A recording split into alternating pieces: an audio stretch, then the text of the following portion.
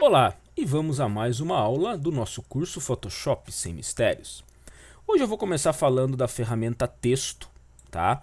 Que é esse T que nós temos aqui junto do Photoshop. E a ideia dele é a mais básica de todas, que seria trabalhar com textos. Para trabalhar com textos dentro do Photoshop, nós temos a ferramenta texto, que ela pode ter um texto na horizontal, na vertical e texto de máscara. Texto de máscaras hoje não, é algo muito pouco utilizado. Eu vou mostrar para vocês, mas também vou mostrar como eu faço uma máscara muito mais rápida. Além disso, eu tenho um menu Type, onde eu posso trabalhar algumas outras opções. E eu vou ter dois botões, que é o caractere e o parágrafo, que eles nativamente eles não aparecem aqui. Mas a partir do momento que você chama o window caractere, ele já vem ali automaticamente. Existe ainda o caractere styles e parágrafo styles, tá?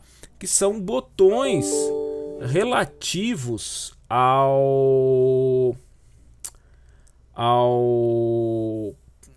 estilos que eu posso salvar para o meu texto, tá? É muito difícil estar usando estilos aqui no Photoshop, tá? Normal são estilos de texto, ó. Isso aqui a gente usa muito no InDesign, em ferramentas de diagramação. Então até eu vou deixar eles ali por enquanto, mas eu não preciso deles neste momento, tá? E como que eu trabalho com texto? Além do que? Cliquei em texto, além das variações, aqui ele me mostra uma barra de propriedades, tá? Então eu tenho aqui a orientação desse texto, certo?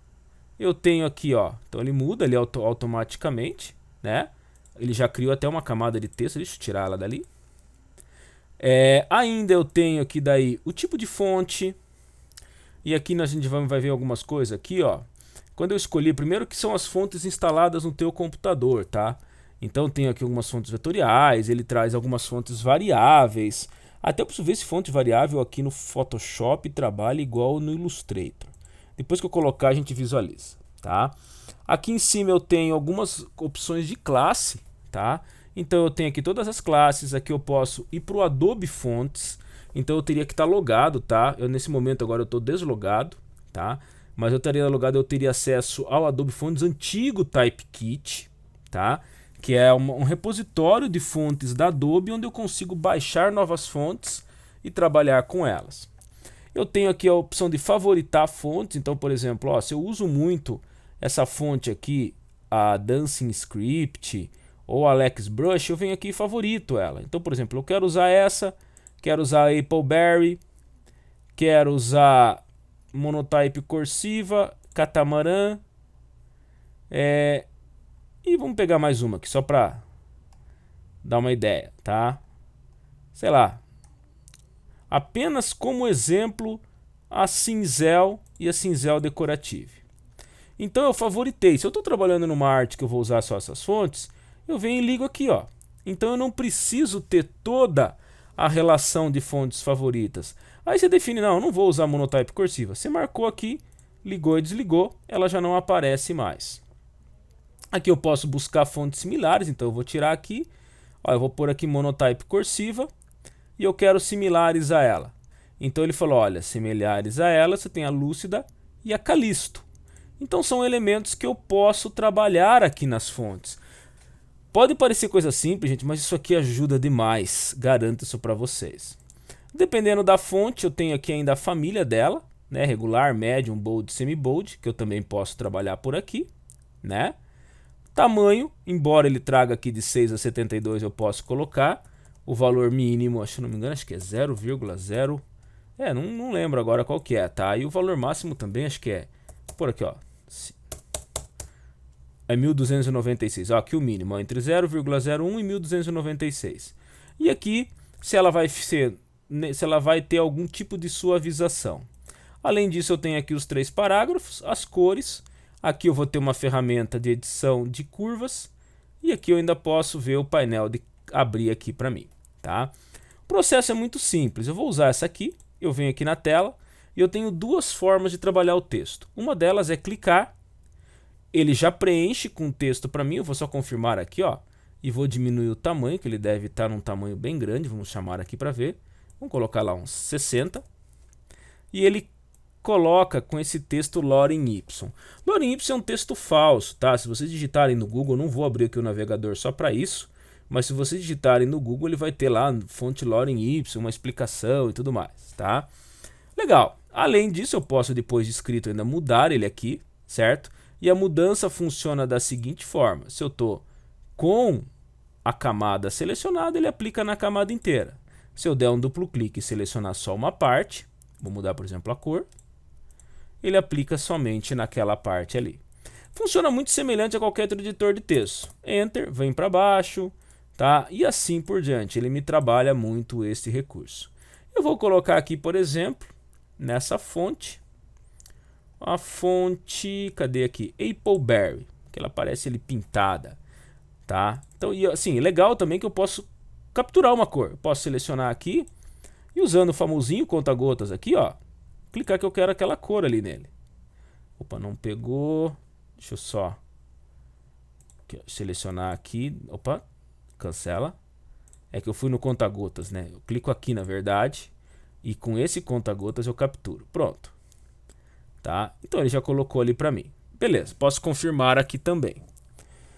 Além disso, além dessas informações, eu tenho aqui, ó, a opção de trabalhar o kerning. Kerning é o espaçamento entre uma letra e outra, tá? Então, para isso eu preciso dar um duplo clique e posicionar ele. Então, por exemplo, ó, aqui eu gostaria que o E e o R ficassem mais próximos. Eu venho aqui e diminuo, ó.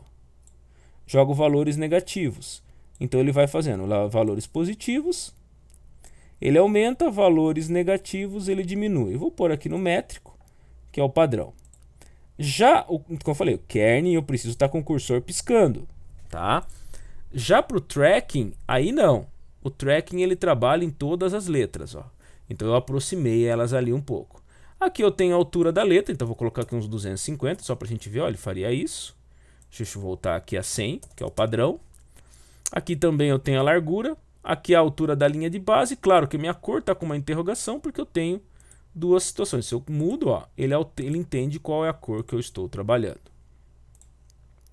Além disso, aqui eu tenho a opção de pôr um falso negrito na fonte, um falso itálico. Falso por quê? Porque ele não é nativo da fonte. Ele é adicionado para poder mostrar isso na letra.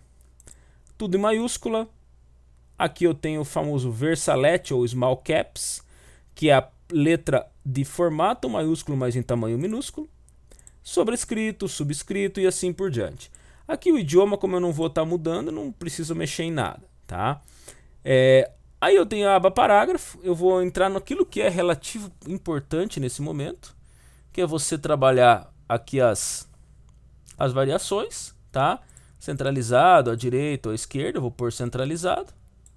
E pronto. Eu também posso dar um Ctrl T, aumentar a minha fonte. Por exemplo, eu vou colocar ela aqui, só para dar uma base, ó.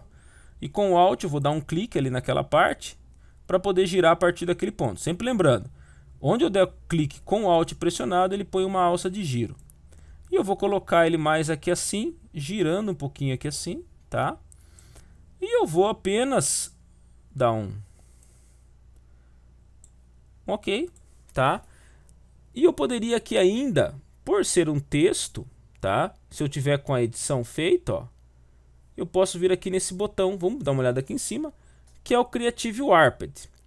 Quando eu abro aqui, isso aqui é extremamente antigo, tá?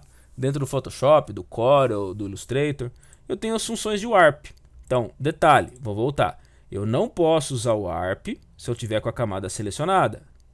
Eu tenho que estar ou com Ctrl T, certo? E aí o Warp não é o Warp de texto, nós vamos ver isso mais à frente. Ou eu tenho que estar com a edição de texto. Pode estar clicado em qualquer parte. E aí ele abre aquela janela para mim, que é o Warp Text. E aí o que ele faz? Ele faz um arco, e eu posso configurar esse arco aqui, ó. Tá? Então eu posso configurar tanto na horizontal quanto na vertical. Tem aqui a distorção, tá? Tem a distorção vertical. Esse tempo de delay que ele está dando aqui um pouco é por causa da memória, tá, gente? Ele está meio carregado aqui. Aí eu tenho o Arc Lower, Arc Upper. Ó, tá vendo? Ele não está nem processando a informação. Eita, Photoshop me judiando aqui. Só dar um cancel aqui. E vamos tentar de novo, ó. Então vamos lá. ArcLower, agora foi. ArcUpper. Tá? Eu tenho aqui ainda a opção de Arc. E assim, vários. Bud, que vai fazer tipo como se fosse uma bola, né? Então ele faz isso para mim. O Shell, que seria em formato de concha. Tá? Flag, que é muito comum. Quero fazer mais tipo uma bandeira. Eu poderia colocar aqui, ó, um pouquinho coisa, já fica interessante. Muito, ela fica forçado, tá? Que é diferente do Wave, que ele faz mais uma onda. Ó, olho de peixe. Aí aqui tem que dar uma forçada para ele ter um pouco mais de sentido, tá? Nossa, tá brava aqui a coisa. Ok? Olho de peixe tá aqui, né? Que ele é só peixe mesmo. A diferença do olho de peixe pro Bud é que o Bud é do centro pro meio, tá? Ele muda um pouquinho. Eu vou deixar aqui, ó, nesse formato mesmo, vou dar um OK e um confirmar. E aí ele colocou para mim. E é claro que eu vou, como a gente vai mexer com camadas em breve, eu vou dar uma olhada se eu não consigo mexer um pouco aqui nas configurações dele aqui para entender. Acho que não precisa, vou deixar no normal mesmo, só que eu vou mudar a opacidade para uns 85%. Pronto, tá lá o meu texto. Esse é o texto básico, padrão. É um texto que a gente usa bastante, vai usar bastante dentro das nossas aulas, tá? Beleza, vou fechar aqui, vou pôr um não. Eu posso também trabalhar com textos e fazer criação bacana com eles. Então, para que eu possa fazer isso, eu vou criar uma nova camada aqui primeiro, que eu vou chamar de retângulo. Pronto. Vou fazer uma seleção, tá? E aí eu vou entrar num recurso que a gente não viu ainda, ou viu acho que poucas vezes, mas aqui ó, Edit, Stroke. Vou colocar ali uns 50 pixels e vou capturar uma cor próxima aqui do tijolo. Ó. Talvez essa aqui, vou dar um OK. E vou dar um OK novamente. Bom, beleza. Ctrl D tá ali. E agora eu vou acrescentar um texto aqui dentro, tá? Então, eu vou pensar aqui num texto. Angel, pronto. Menininha ali bonitinha, certo? Criança angelical. Vou jogar para cá e pronto. O que eu vou fazer aqui agora? Eu vou pegar esse meu efeito do retângulo e vou brincar um pouco com ele. Dentro do Photoshop nós temos os menus de filtro. Então eu vou clicar aqui em Filter. E eu vou usar um Distort Wave, deixa eu ver se era esse. É esse aqui mesmo. Ó, eu tenho o Wave triangular, Square, e ele já vai me detonar ele aqui mesmo. Ó. Vou dar um OK, e olha o que ele fez para mim. Então ele já trabalha como se fosse quase uma distorção mesmo. É claro que se eu pegar aqui no meu texto, deixa eu ver se ele aceita, Distort, eu vou usar o mesmo, ó. Ele já me avisou que não é possível. Textos como texto, eu não posso simplesmente acrescentar alguns tipos de efeito. Então ele me avisou, olha, que é necessário rasterizar essa camada ou converter num Smart Object. E aí sim você consegue trabalhar. Tá, o que é cada um deles? Smart Object é o nome, é um objeto inteligente. Então ele vai colocar isso como se estivesse dentro de um elemento e aí ele vai permitir que isso seja feito. Tá? Rasterizar, o meu texto deixa de ser texto, passa a ser bitmap. Eu vou optar por Smart Object. Aí ele me permitiu, certo? Eu vou aumentar um pouquinho aqui para até deixar um pouco mais distorcido. Ó. Tá? Eu tenho aqui amplitudes, eu tenho como brincar, tem que tomar um pouco de cuidado aqui com escala. E vou dar um OK. O que ele fez? Ele aplicou como um filtro inteligente, que eu posso desligar a qualquer momento, num objeto inteligente, que é um Smart Object. Tá, o que significa? É como se eu quisesse mudar o texto, eu dou um duplo clique. Ele abre para mim num arquivo que está numa pasta temporária, ó, Angel no formato PSB, para que eu possa mudar o meu texto. Então qualquer mudança que eu faça, ele cai automaticamente aqui. Então, textos eu não posso simplesmente alterar ao meu bel prazer. Eu tenho que trabalhar e cuidar com isso. Isso é legal que se eu der um duplo clique no meu Smart Filter aqui, ó, eu consigo continuar trabalhando com ele. E aí dá para colocar outro, ó, aí que tá o detalhe. Eu posso vir aqui, ó, no Distort e colocar um Shear, tá? Então eu vou mudar um pouco aqui, ó, e vou dar um OK.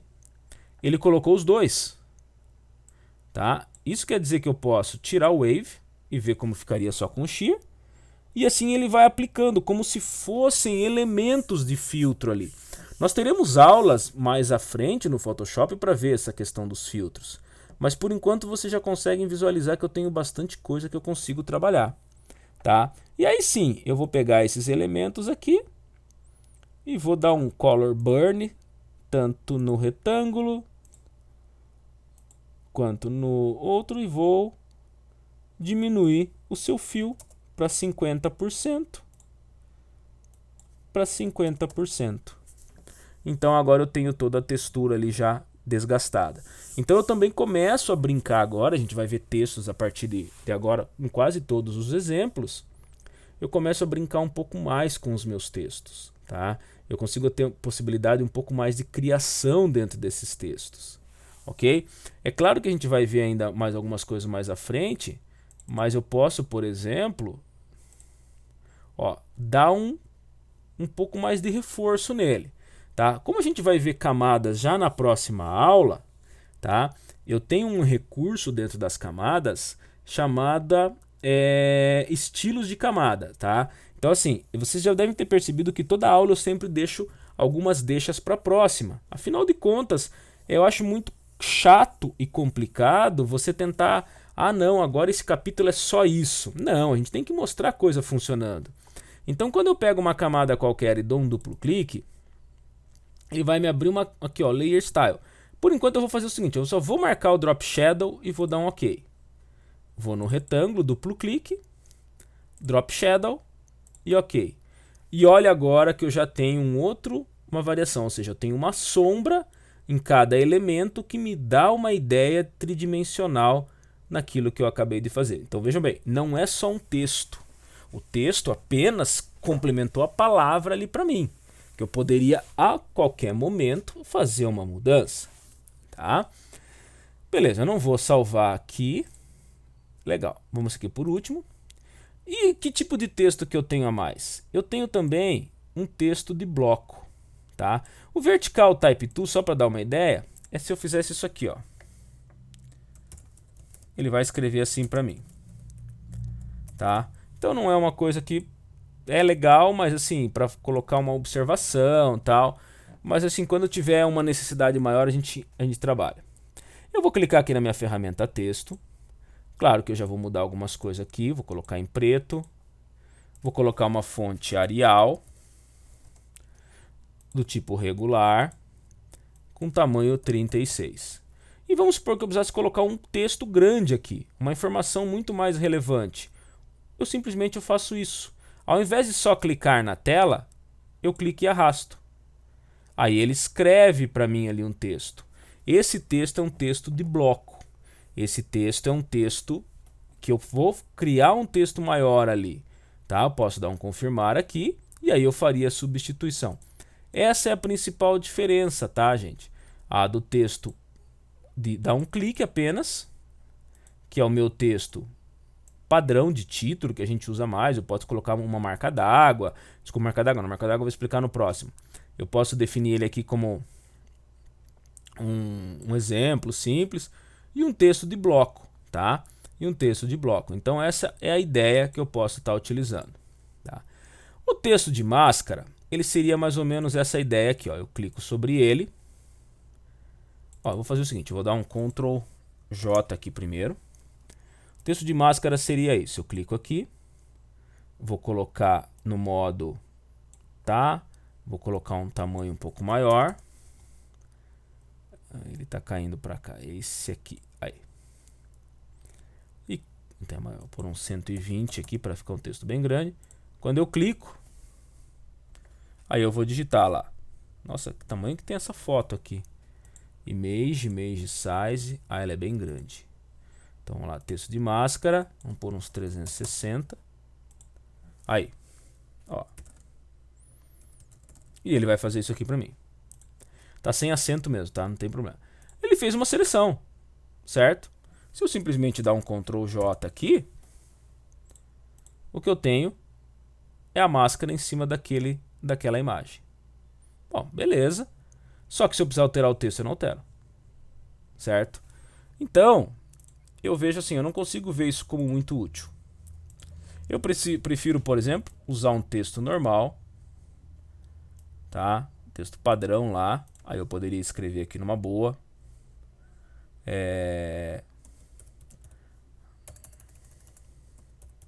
Woman, tá? Coloco onde eu quero. Chamo aqui o painel de caractere. Vamos pegar uma fonte mais robusta, tipo aqui um Avenir, tipo de uns 460. Posso dar um tamanho bem grande aqui para ele, ó. Certo? Tá lá, bem nessa parte. Confirmo. O que eu faço? Se eu quero gerar uma seleção desse texto, eu dou um Ctrl, clique no texto e ele fez a seleção para mim. Posso ocultar, ela tá ali. Volto aqui na minha camada e Ctrl J. Ó, ficou mais interessante. Sabe o que é mais legal? Se eu quero deixar isso aqui como marca d'água na foto, eu também dou um duplo clique e acrescento um Drop Shadow, tá? Por enquanto, só dessa forma, a gente vai aprender depois. E olha o que acontece. Eu tenho uma pequena marca na minha foto, sem prejudicar a foto. Certo? Pô, mas então eu posso, se eu der um duplo clique aqui novamente, eu continuo editando. Se eu pegar e aumentar aqui, por exemplo, ó, o size, ele aumenta mais, o spread, a distância. Então ele também vai alterando ali para mim, ó. Eu vou deixar menos opaco. E aí eu tenho uma marca d'água na minha foto, que eu poderia mandar de repente para uma aprovação, para um teste. Oh, mas isso aí é sacanagem. Não, eu venho aqui, ó, File, Save As, se a pessoa quiser ver em boa qualidade, né? Mudo ali para JPG, tá? Vamos salvar aqui na área de trabalho e dou um salvar. Põe OK. Deixa eu só voltar lá na minha área de trabalho. Tá aqui, ó. Então é uma foto grande de 4 megas, mas a pessoa vai poder visualizar ela num bom tamanho, só com marca d'água, tá? Ah, mas para que eu uso isso? Olha, gente, eu tenho alguns clientes que trabalham com a parte de artesanato, tá? E uma das coisas que acontece muito é usarem fotos indevidamente, como se fossem de uma pessoa usando a outra. Então, é uma forma de você se proteger, sim. A pessoa comprou, você simplesmente vem aqui, desabilita e entrega a foto numa boa, tá? Fica como dica também, ó, quem quiser fazer o recorte de cabelo dessa foto aqui é bacana, tá? Beleza? Então, textos não é uma coisa que precise de muito segredo, tá?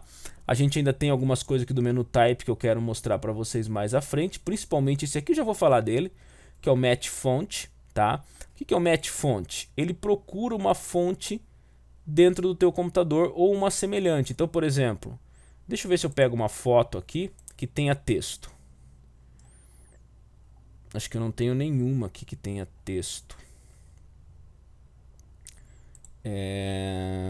Justamente, eu não tenho acho que nenhuma. Deixa eu ver se eu tenho aqui alguma foto com texto. Só para mostrar para vocês, tá?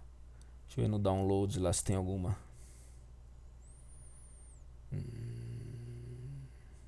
Aqui, ó. Tá, supondo, ó. Eu vou trazer essa aqui só para a gente ter uma ideia. Eu quero saber que fonte que é essa para poder usar. Eu posso vir aqui, eu vou digitar aqui, ó. Tá? Teste. Vamos só diminuir isso aqui, tá muito grande, né? Porque ele pega a última versão que eu tinha. Tá? Tá até bem parecida as duas, né? Mas eu posso fazer o seguinte. Eu venho aqui com a ferramenta de seleção. eu faço uma seleção em cima disso aqui. Ele entendeu aquela parte, certo? Ele entende isso. E quando eu venho aqui, ó, em Type, Match Font, ele vai verificar no meu computador quais são as duas fontes mais próximas daquela que eu selecionei. Ele entendeu que eu tenho Roboto e Myriad Pro, tá? Eu poderia ainda pedir para ele buscar no Adobe Fonts. Ó, ele está fazendo aí nos testes, ó. Ele está varrendo todas as fontes que eu tenho no meu computador. E aí, logicamente, eu posso ir testando elas, ó, antes de fazer a aplicação. Considerando que eu achasse que a melhor era essa daqui, eu dou um OK e ele faz a mudança para mim, tá? Então isso é uma ferramenta fantástica que se tem de encontrar se você não tem determinada fonte, de você trazer. Tá. Quando você abre também um PSD, se você não tiver a fonte, ele vai dar um alerta aqui, tá? Se você tiver logado lá na Adobe, ele vai também no Adobe Fontes fazer uma busca. Deixa eu ver se eu tenho mais alguma só para... É que as que eu tenho aqui, as fontes são muito parecidas, são fontes não tão artísticas nem nada, tá? Senão ele traria para mim. Legal? Pessoal, por esta aula é isso. Na próxima nós vamos passar ao nosso menu Layers. Um abraço e até a próxima.